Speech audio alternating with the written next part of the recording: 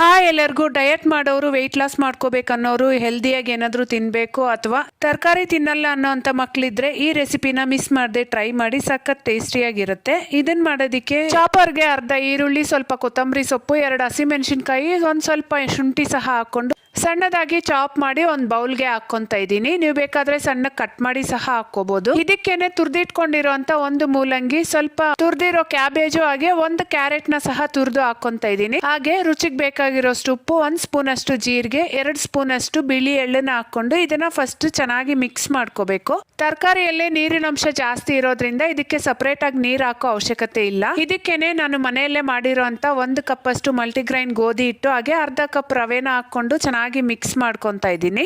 ಗೋಧಿ ಹಿಟ್ಟು ಬದಲಾಗಿ ಓಟ್ಸ್ ನ ಪೌಡರ್ ಮಾಡಿ ಸಹ ಹಾಕೋಬಹುದು. ನಾನು ಇಲ್ಲಿ ಮಕ್ಳಿಗೆ ಮಾಡ್ತಾ ಇರೋದ್ರಿಂದ ಸ್ವಲ್ಪ ಚಿಕ್ಕದಾಗಿ ಹೆಂಚ ಮೇಲೆನೆ ತಟ್ಕೊಂತ ಇದ್ದೀನಿ. ಮಾಡಕ್ಕೂ ಈಸಿ ಆಗಿರುತ್ತೆ, ಅಷ್ಟೇ ಅಲ್ಲದೆ ಮಕ್ಳಿಗೂ ಸಹ ಇಷ್ಟ ಆಗುತ್ತೆ ಅಂತ. ಈ ಹೆಲ್ದಿ